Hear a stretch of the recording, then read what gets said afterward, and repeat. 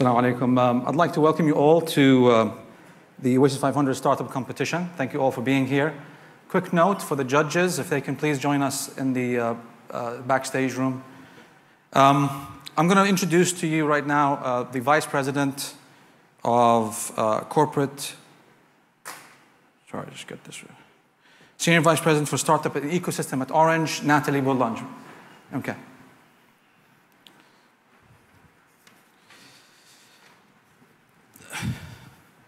Well, first and foremost, I'd really like to thank you for the commitment that Orange is showing by being here.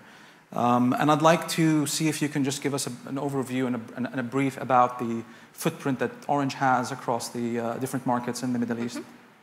Thank you very much, Youssef. So Orange is a telco operating in 32 countries across Europe, Middle East, and Africa. And of course, MENA is at the heart of our strategy because, as we saw during this summit, the growth potential is huge in this market.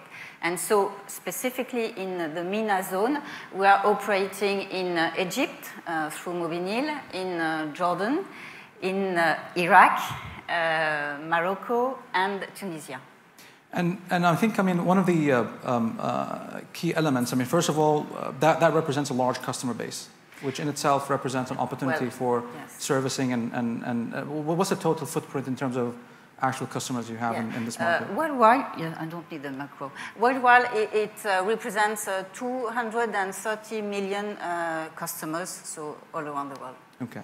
I think one area that we found earlier on in the day, we spoke about mature investments and creating ecosystems. You have been pushing innovation in the region, and I wanted to, if you could elaborate to the audience more about your approach for that. How do you interact? How do you basically work with different entities and specifically startups within the region itself? So, well, first, we believe that innovation is key in this digital sector, which is, shaping a new civilization like electricity did in the 19th century. And so innovation is key to keep ahead from competition and to provide the best of the digital life to our customers.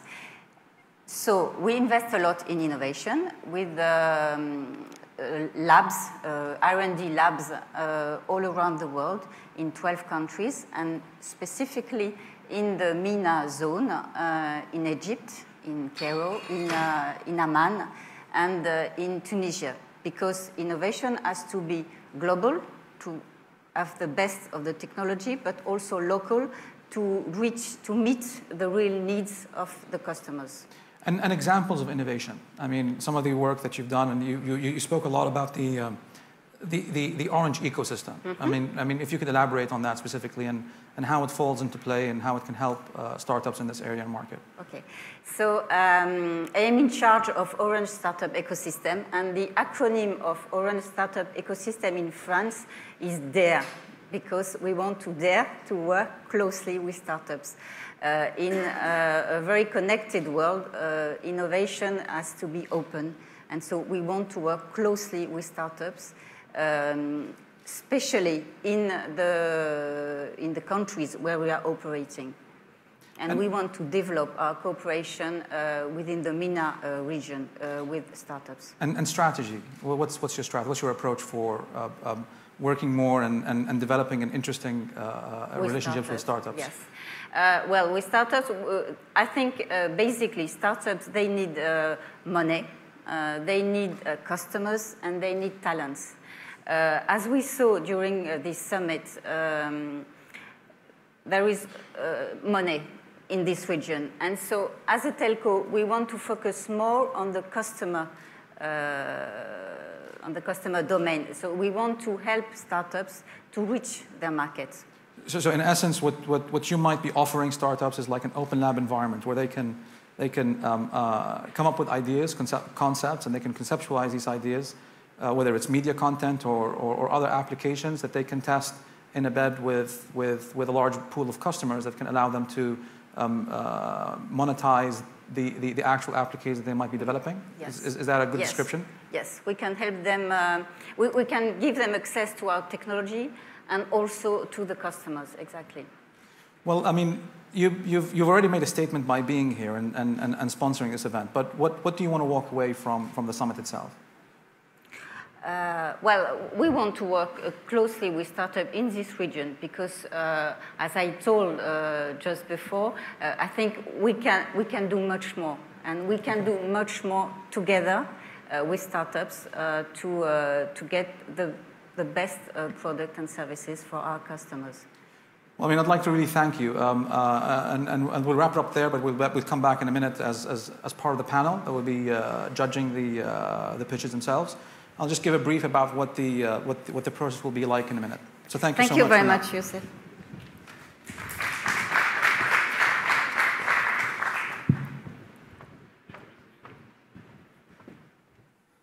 Thank you, Nathalie. Just to give you a quick background about this partnership, about Oasis 500. And I think I'll show you a couple of slides and quickly we'll go through them just to give you some quick history and relevance to what we do and what we represent in this market. So we'll... Okay.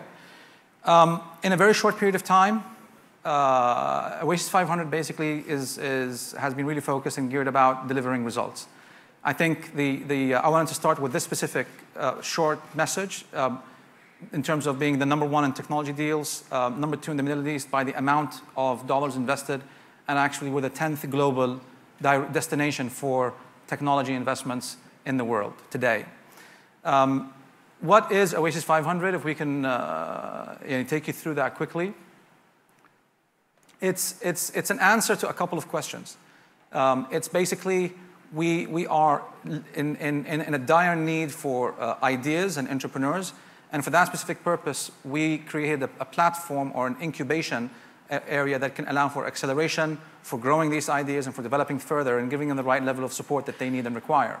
Okay, but it was really an outcome of a vision laid out by His Majesty King Abdullah II, where he articulated the requirements of how the private sector should develop a platform for inviting entrepreneurs into an environment that can allow them to work, develop, mature, and create continuous success stories, leveraging the technical leadership that Jordan has in many areas. Where are we facing? We are basically today still in a vicious landscape. We do not have early stage funding easily accessible by entrepreneurs. We've talked about that a lot today, and I think we've given multiple examples of that. And I think the issue is that we don't have a lot of angel funding, so we try to address these points by working against them.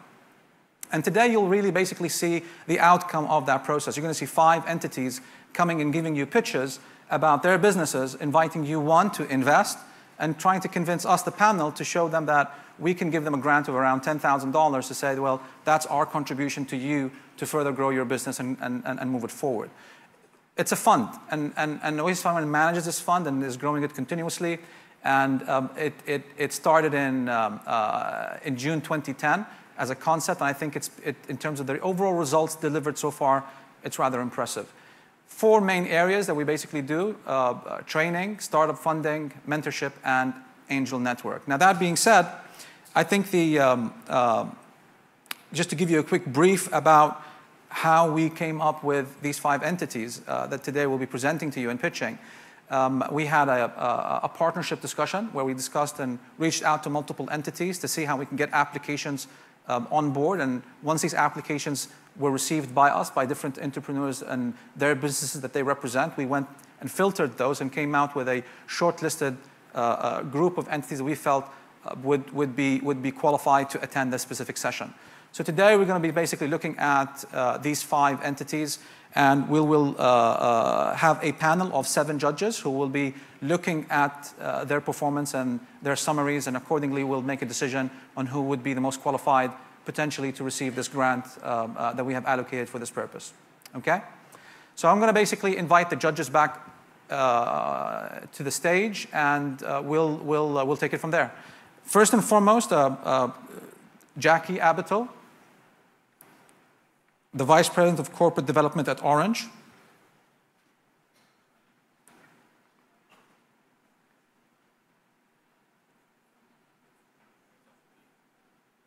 So we're waiting for Jacky Abitbol.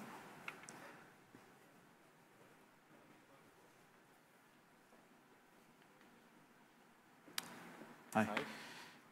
Vice President of Corporate Development, Tamer Ahmed from the Orange Cairo lab. Nathalie Boulanger again, Senior Vice President for Startup at the Ecosystems at Orange.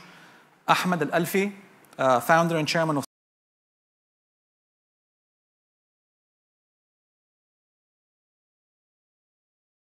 Sherif Safwat, the Executive Director of the 21st Century Digital Arabia, and I'll be also part of the panel.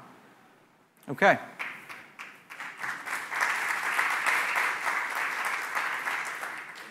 Again, each entrepreneur will have a limited time to present of 5 specific minutes, and within that, hopefully, we can get a good summary and a good understanding of what they want to do and their aspirations.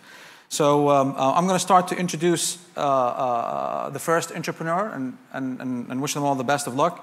Fida Taher from Zetuna.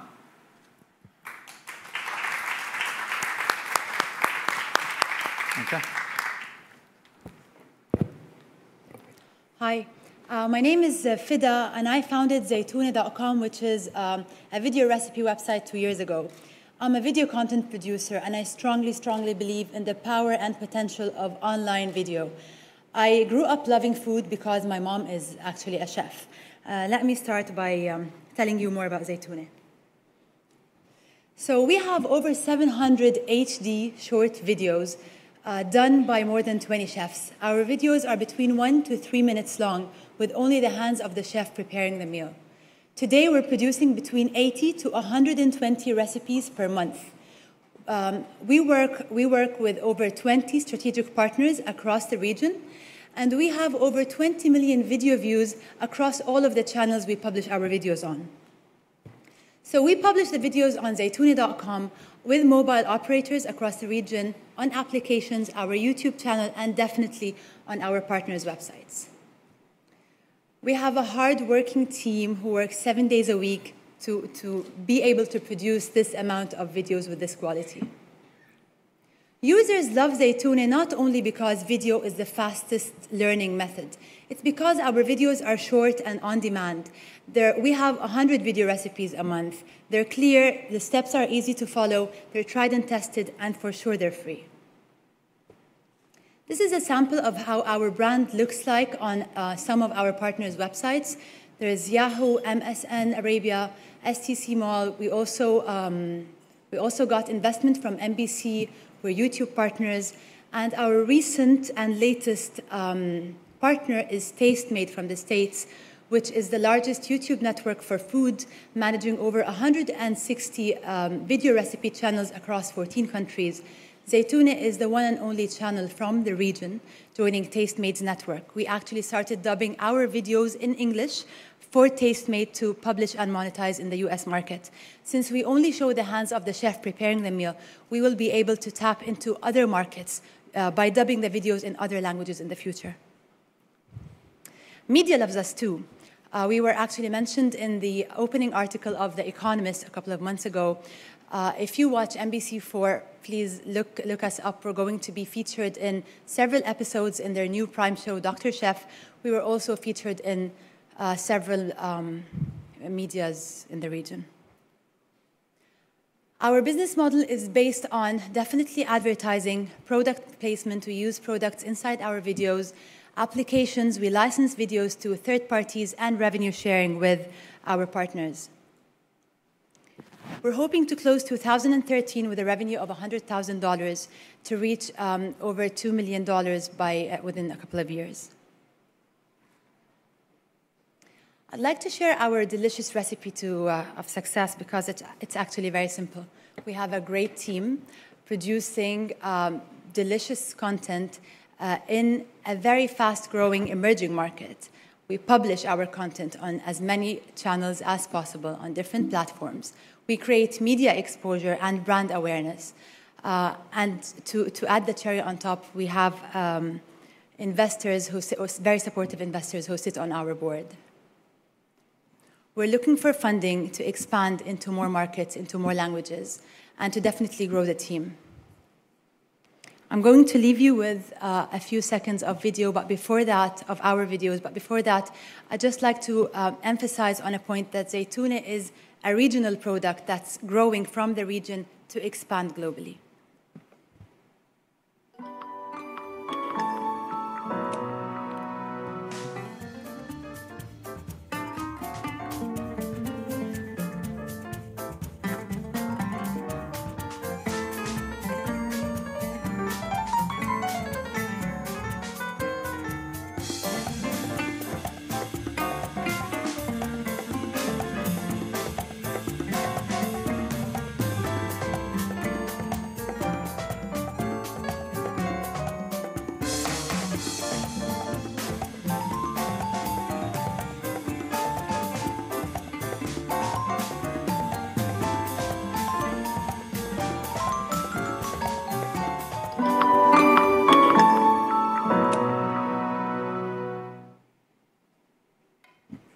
Thank you so much.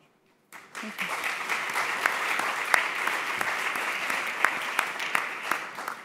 We're going to open the discussion for 3 minutes, basically for Q&A from the judges. Yes, one question. You have a partnership with YouTube, and you're distributing your videos through YouTube.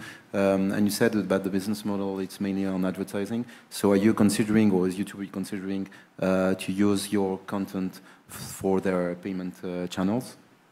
Say, for a subscription, video on demand? We strongly believe in free video. So most of our videos are published for free, except for premium videos that we offer for a subscription fee through mobile operators. Our content on YouTube is for free all the time. However, we do make some revenue from YouTube because we are partners. Okay, and what will be the split, let's say, on the freemium and the free videos from the agreement that you have with the mobile operators? I'm sorry. What will be the split between the freemium revenues that you're generating through the partnership with the operators and what you are doing on the So basically the videos we launched through mobile operators are actually launched later on for free 8 weeks later. And okay. Subscribers are fully aware of that. Okay. Yeah. How many, two questions, how many video views are you doing a month now across all the distribution partners? And second, what are you doing to kind of increase, to actually increase that, but to increase awareness about cooking and so on, make it part of a daily habit? Okay, so to tell you the truth, for the past year and a half, we've been just focusing on building the library of 700 videos. We haven't been focusing on marketing or expanding or even making any revenue. So 40% to 50% of our views has been acquired during the past 6 months only.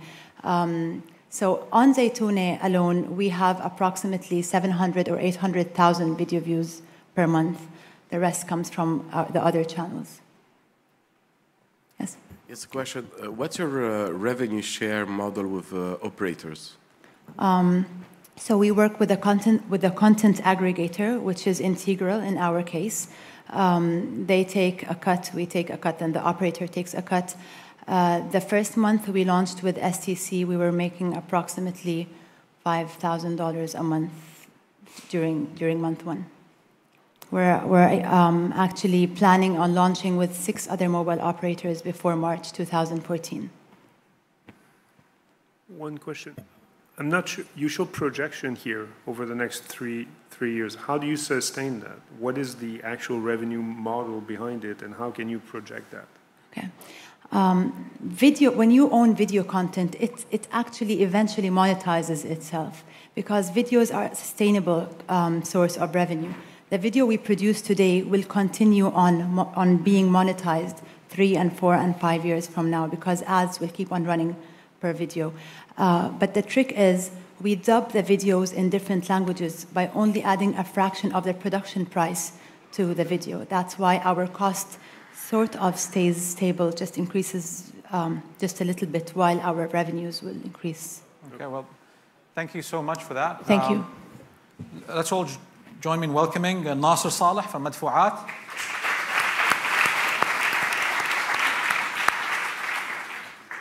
Hi. My name is Nasser Saleh, CEO and founder of Madfu'atkum. Madfu'atkum is an Arabic word that means your payments.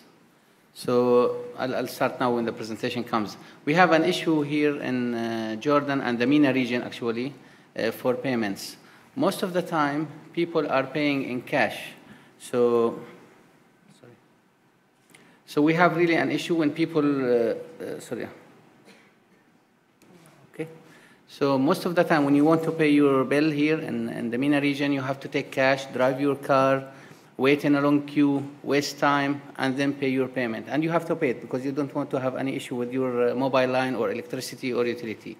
So what Madfu'atkum is trying to do, we are trying to offer the customers an easy way, electronic way, to inquire and pay your payment online real time, 24/7. Now, there is an issue in general in the MENA region that there are online payments, but really they are not that effective. Most of them are credit cards, and the credit cards penetration in the region is very low. Also, some banks were trying to offer that service. In most cases, you need to have the physical bill to pay your payment, and in many cases, it's not real time, and it has higher rates of errors. So what Madfu'atkum will do, it will enable customers to view the bill and inquire about it without having the physical bill, and also the ability to pay it online real-time 24/7. We were established in 2011 with the help of Oasis 500 and many other investors from Jordan and the GCC. So like I said, the banks were trying to solve this issue, and if you look at this diagram, it's really a complicated way if all banks want to connect to all billers and merchants. So when Madfu'atkum comes to the picture, it's a centralized online real-time electronic bill presentment and payment system. So when a bank connects to us, he can offer payment services to all the other billers. And when a new biller connects to us, immediately he will be available to all banks. So the benefits are really high. It reduces the collection cost. It increases the acceleration of the cash flow. It's quick and secure, and increases the collection rate for the billers. Also, from a country point of view, it's very good for the countries and central banks because it increases the e-payments versus the cash payments. And like we said, it's a win-win for everybody, the customer who's paying and the banks and the billers. Business model, the customers will pay no extra fees to pay their bills online real time, and the banks will pay also nothing. The only one who will pay is the billers and the merchants, and they will pay less than what they actually currently pay through their branches and traditional collection houses. The market potential is huge. In Jordan alone, we have more than 10 million bills every month that has to be paid, utilities and telecoms and others. If you go to other countries, it's tens of millions of bills every month. There was a very good case study in Saudi Arabia. It was called Sadad, sponsored by the Central Bank of Saudi Arabia. It was very successful. Today, they have more than 94% of the market share of people paying through Sadad. We are targeting all kinds of payments, starting from large payments, utilities, telecoms, airlines, education, schools, government, any payment. Achievements. We already set up the company in 2011. We started in Jordan and focusing on Jordan and the MENA region in general. And the good news, 10 days ago, we won the Central Bank of Jordan tender to build and operate and administrate the national bill presentment and payment service in Jordan. So we will be the exclusive service provider for that service in Jordan, and we are planning to do a similar model in the other countries. So our plan is really to finish the project in Jordan and then expand to the other countries. The financials is very promising. The good thing, the revenue stream is continuous. Every month people have to pay. So we are having a continuous revenue stream. In Jordan alone, we expect more than $30 million in year 5. If you go to other countries, it will be even multiples of that. We are raising a new fund now, $1.5 million, to cover our operational cost in Jordan and to start expand to the other countries in the region. Our partners, 2P from Saudi Arabia, they have a robust engine that was connected to Sadad for the last 9 years. We took it, and we enhanced it. Oasis 500 and other investors from the GCC. We participated in many competitions. We won Queen Rania Award, the WAMDA competition, ArabNet, and many others. Thank you. Thank you so much.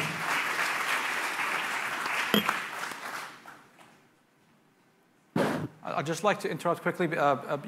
On your seats, there were some cards left. And the purpose of those is for those interested to consider investing in some of these entities. You can please fill out the cards with your details and present them at the receptionist. We'll basically take them and collect them accordingly.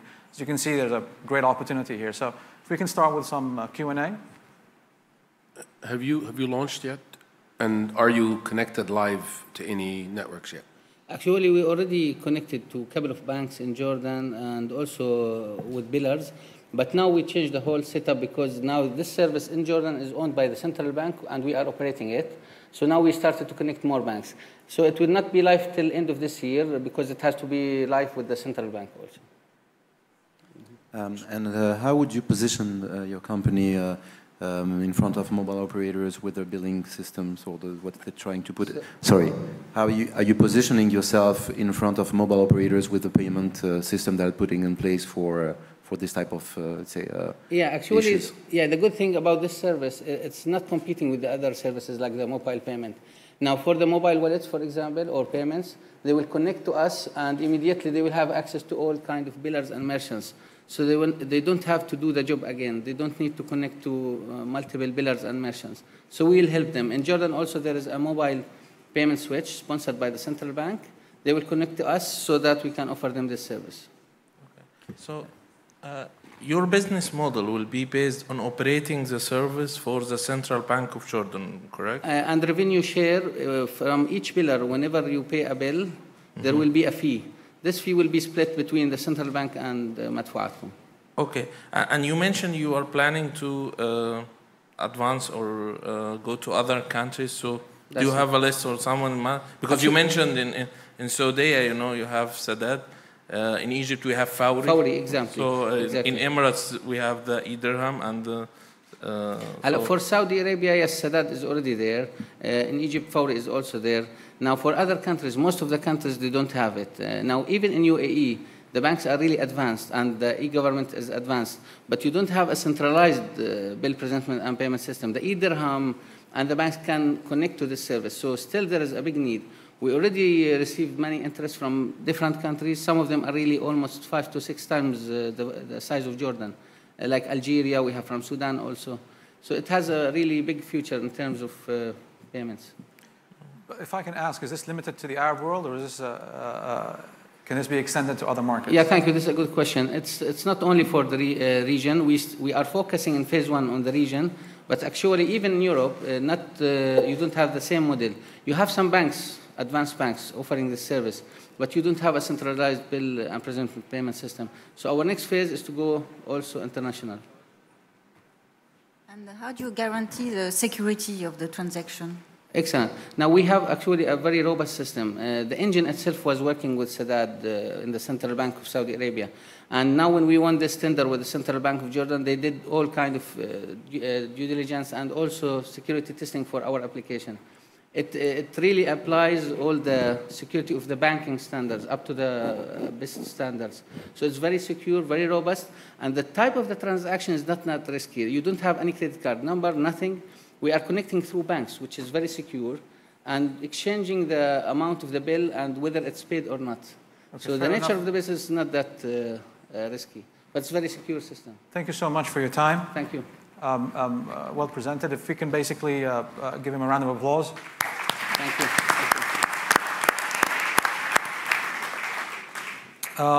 Please welcome Ziad from Wixel Studios. Hi. I'm Ziad Fighali, co-founder and CEO of Wixel Studios. Wixel Studios was established in Beirut in 2008. It was established by Karim, Abi Saleh, Ran Abbas, and myself. We come from an educational and DigiPan. It's an American company, it's an American-based company. In 2008, we started our own, and we grown our company from 3 to 6 people for now. In 2008, we were faced in the problem that we wanted to create game. We have passions for games, and we were seeing a lack of game products in the region. So what we call adver games and edu games. So we started introducing this to the market. We had a little bumps as the market was not ready and was still in the above-the-line era. It was a really tough period for us. And on the other side, we initiated creating games of our own. In this period, between 2008 and 2012, it was based on web and Facebook. So we were able to cater for so many companies. We created around 20 adver and edu games. We built our reputation for creating high-end quality games for the region. In 2008, things switched. I mean, in Q3 2008, we got our first VCC round from MEVP and Beritak Fund.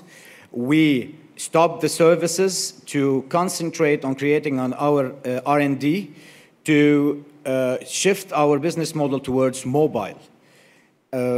So what we did is we gathered all our knowledge and we added on top of it our new employees and we created in the post-global warming our era, first game, which was Survivor Race. With doomsday theories on the rise, the modification of plants' physiology became a last resort to saving what's left of the world as we know it.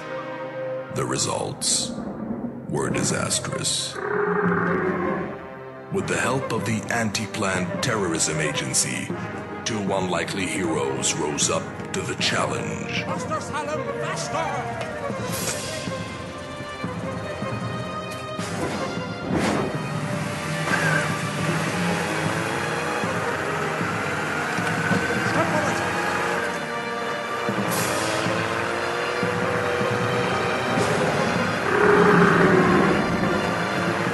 Life or power plants.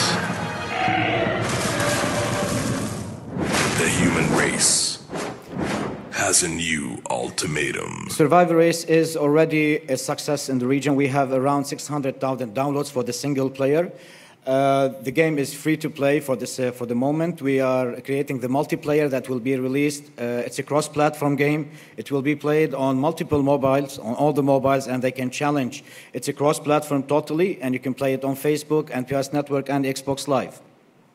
By the way, we entered into the edu gaming era. We started creating some game that teaches kids safety. So why did we invest $300,000 for a year when we stopped servicing to go into the mobile? Because eventually the growth of the mobile platform as gaming platform is becoming huge. I mean, around the market share of the mobile gaming international now is around $9 billion and it's gonna shift up to $24 billion in 2016. The number of the increasing number yearly, which is 35%, now we are at 170 million between the States and the US, and it's increasing at the rate of 35% per year. So what are the competitive edges of our company? Now that we have already, we reestablished our hybrid system, which is creating services for the region and creating our own apps, which is across. So we will use the games that we create for clients to create core games for our own games, and it's going to be vice versa. So practically, the success factors is creating this hybrid business model and the experience and award-winning team that we have, the content superiority that we established in the region, and the already existing clients that we have. So basically, I like out of time. Okay. We'll open it for some questions. How do you distribute the games? How do you distribute for the downloads? Well, it's distributed digitally through the Apple Store, the Android Store, the Google Play, and Samsung Store. Now we're going to publish on Facebook, Xbox Live, and PS Network. So basically, it's digitally distributed. Okay, and from the 600,000 downloads, are they active users or they're just downloads? No, actually, we have 70,000 active users. 70? 70, yeah, okay. 70K.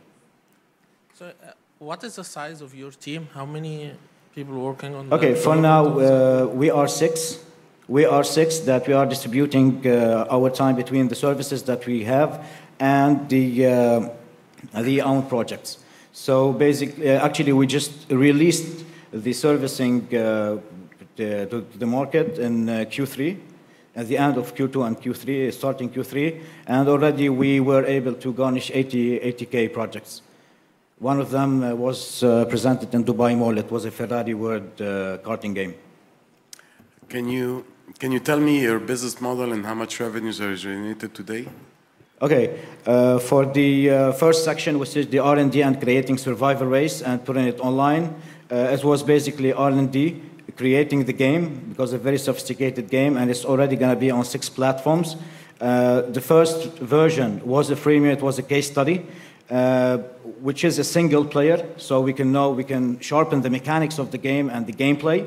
Now, with the multiplayer version, we have all the monetization system that's going to be through betting with your friends on when you play, and through advancing in the game or by upgrading your car, etc. and etc. And your business model? And business model, we have 2 actually. For the revenue stream, we have the servicing and we have the in-app purchase. And what type of bandwidth do you need to be able, I mean, you know the region is very not advanced bandwidth.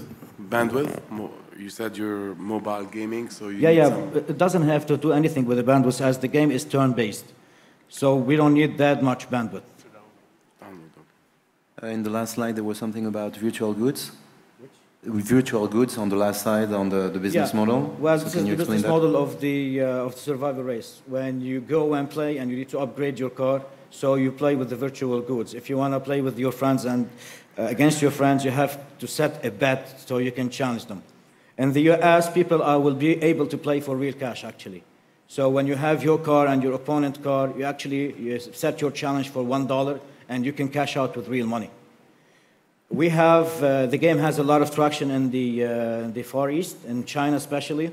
We have around 60% of the players are from China. So the game, when the multiplayer is done, it's going to be translated into Chinese, and it's going to be using Chinese monetization. I mean, micropayments, Chinese micropayments. Why do you think this will be a hit? It's one of how many other games there are there? Okay, basically, the numbers that we have, the game has been on the store since May 2013, with minimum effort in the marketing.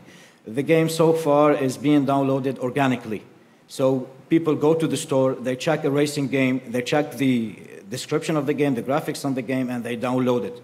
So there's no virality effect in the game yet, but it's going to happen in the multiplayer. It's going to be there in the multiplayer. So, and what we see it, our forecast is our download rate is going to quadruple with the virality effect when the game is going to be released. The gross margin is going to be the tricky part is how much the game, what's going to be the lifetime value for the player once we release the multiplayer, and this is something that we are aiming that our projection will hit correctly. Let me interrupt here. I think the time is up. We extended a little bit, so thank you so much for your time. If you can give him a hand of applause. And we'll be now listening to Kiza and Francesca from Comms Africa. Hi, my name is Francisca, and this is Kiza, and we are here to present TMD and Comms Africa. So TMD is an incubator in Dubai, helping companies move to the Middle East and the North African region. TMD stands for Telecom, Media, and Digital, and that's the space we're going to operate in. And as we've seen these past couple of days, it's a good place to be. Basically, what we offer is that we offer shared office space, visa, accounting, etc. So it's low risk, low cost for the companies to reach the MENA region from MENA region.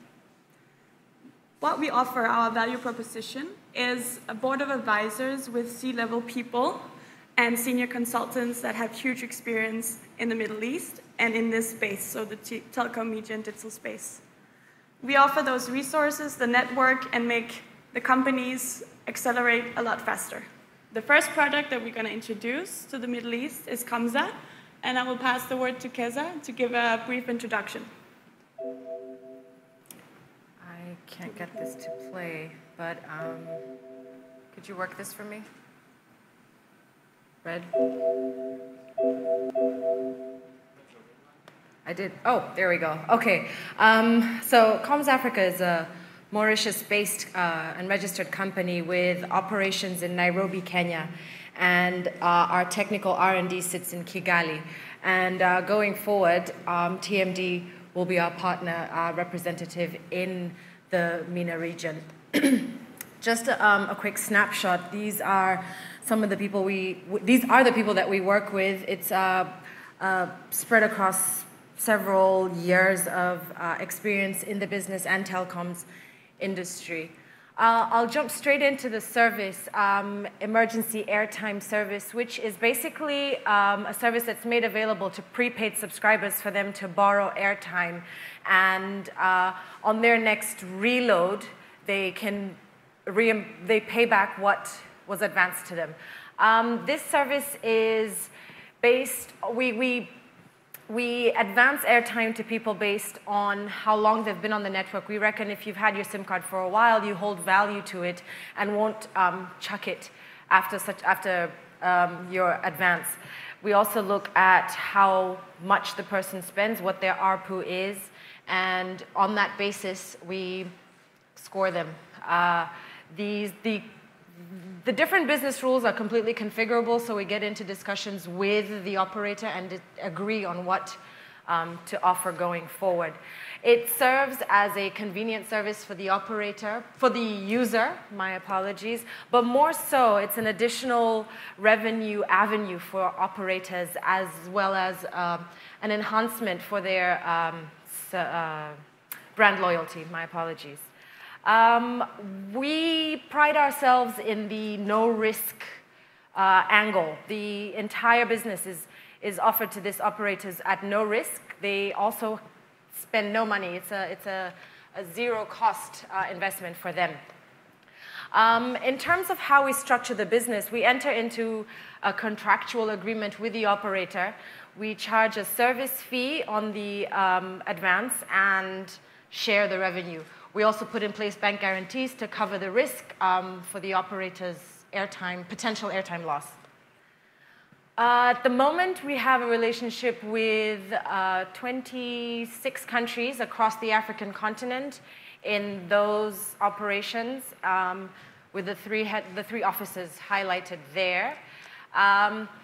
Okay, just to as a business, it has been. We have a very strong bottom line that has been, we're looking at about 300,000 in the first year with a growth to about 41 million. It's covered by the timer. 41 million in a 5-year horizon that's supported by our strong top line. I'll let you take over. Yeah, and if we look at the African market and the MENA market, we see a lot of similarities. And we also see a huge potential in this market. Just to give you a few numbers, more than 300 million mobile users, most of them are prepaid, and we are approaching 44 operators. Our strategy in the first year is to approach UAE, Egypt, KSA, and if you look at the full potential in the first year, we can reach over $160 million in revenues. And if we look at a more 5-year plan, we see a steady growth, a sustainable growth. So why you should invest in us is growth, stakeholder, shareholder, profit, and it's an innovative team. And if we remember from the previous talk, the team is crucial to win in this market. Thank you. Thank you so much. One question. You said you give grades to the users. So you said you give grades to the users. So this is the way you can allow free minutes. So how do you do that? Because that information, you get it from the operators? Yes. So you need to be integrated to the operator? Yeah, we integrate physically to the operator. So any request that a user makes is channeled through our system to check their eligibility. And then if you are eligible, we advance you the airtime. If not, you get a message explaining why. Maybe you haven't been with the network long enough, or you haven't spent so much. And the second question, you said about the risk, the credit risk. So from your experience, what is the percentage of, not paying customers? We, on average, are looking at about 3% of non-comebacks. So from an operator standpoint, what is the business model? You just integrate with the operators, and the operators is being basically paid by you for this free airtime? Yes. What we do is we get into a revenue share on the fee. So there's an additional revenue that's unlocked by users being able to make calls in that situation where they couldn't, and then an additional revenue on the fee share. And up to now, you have established that with many operators. Why do they join in? Why don't they do it themselves? Well, there's two main reasons. The first is the risk. Operators are reluctant to enter into a potential situation where they could lose on their core business because they don't want to give airtime and then not. So that's the number one area. And the fact that we cover the risk 100% allows that comfort. The second thing is in resources. It takes a lot of time and money to develop it, so they'd rather have someone else do it for them. Do you? Go ahead. Sorry, please. How quick can you implement with an operator? I mean, you have 17 operations, so if a doer, it's a lot today, tells you, go ahead, how long will it take you with your team to implement the solution? It varies. But assuming all the necessary is in place and ready to go, literally, hypothetically ready to go, then we look at a period of about 4 to 6 weeks. Weeks? Yes. Is there, if I can ask a question quickly. Sorry, please. No. Just give me the economics quickly of the business. What are the margins? How do you make money?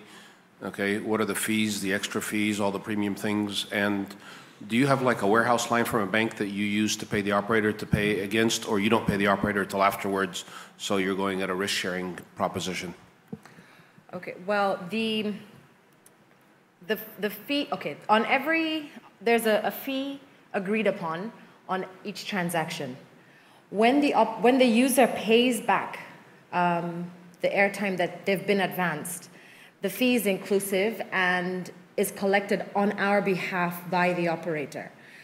At the end of the month, after reconciliation... Just like numbers. That's, I'm asking not concepts, numbers. Like, we give somebody 1,000 minutes, we charge them the equivalent of 100 minutes as a premium above the normal rate, just to get a concept of how it works. Okay, so we give them about 100 units, and we charge them about 10 units. The 10 units are shared, the value is shared between the operator and us, who then, at the end of the month, after reconciliations are done, we bill them based on what's been collected and not what's been lent out. Is that, did I answer you? Okay, well, we'll keep it there. Thank you so much. Thank you. Thank you.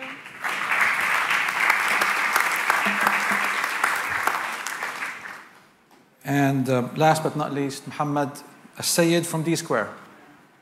Oh, it's Ayman Aisawi anyway. It's okay. First, I'm representing D-Squares. D-Squares is an internet startup. I think it's not working. Red one. Red. Could someone just give him some assistance? Yeah. Okay. So D-Squares is an internet startup founded in 2012 by 4 co-founders.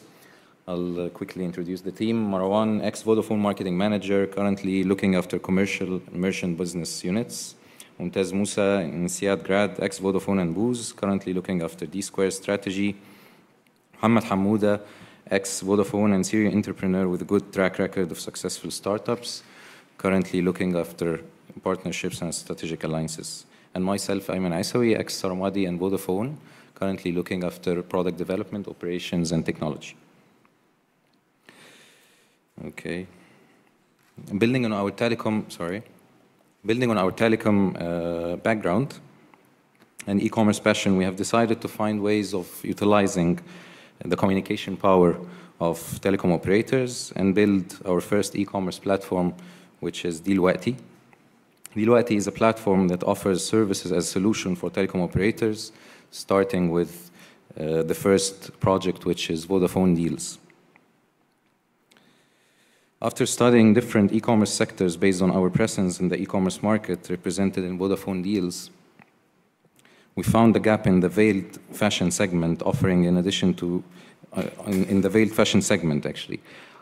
In addition to the lack of internet education in online shopping, specifically in Egypt, accordingly we decided to build Bazaar Settat. Bazaar Settat is the first online female fashion store with special focus on veiled segment. Due to the limitation in the marketing spend currently, we have decided to empower Bazaar Settat with an online direct sales platform building on the previous success stories in Stella and Dot, which have been invested in by Sequoia Capitals, and the current actually Oriflame success story in Egypt, which is offline, of course. Our research says that the total addressable market for online female fashion will reach $900 million by 2017. 80% of this segment actually is veiled women in Egypt, which represents $700 million by 2017. What are the main advantages? Actually, Bazaar Settat main advantages are represented in being the first female fashion store with special focus on veiled women. Not only an e-commerce fashion store, also but also actually engaging our customers through a community section. The community section which offers tips and fashion stylists, top fashion stylists gives tips and advices for our users actually. Our gross margin average is 30 to 40%. The business model is a normal retail model. The revenues, we're expecting revenues to reach more than $250 million by year 5. We're expecting to turn cash flow positive by year 3. Achievements actually, acquisition of Fortune 500 clients such as Vodafone, cash flow positive after year 1, 14 employees in year 1, fully developed e-commerce platform with millions of page views, full understanding of e-commerce dynamics in the region. As for Bazaar Settat's achievement specifically, Bazaar Settat generates $6 on every $1 spent on marketing, reached 30K fans in 2 months with a high interaction and satisfaction level. Gross margins are 30% from the consignment, and dropship products should reach 50% if we buy inventory.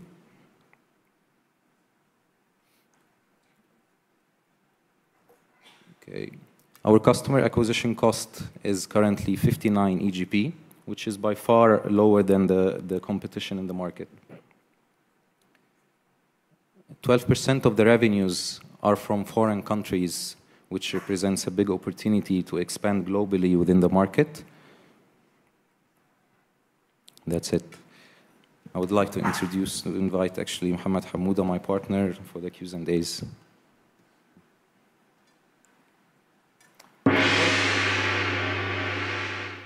Thank you so much. Thank you.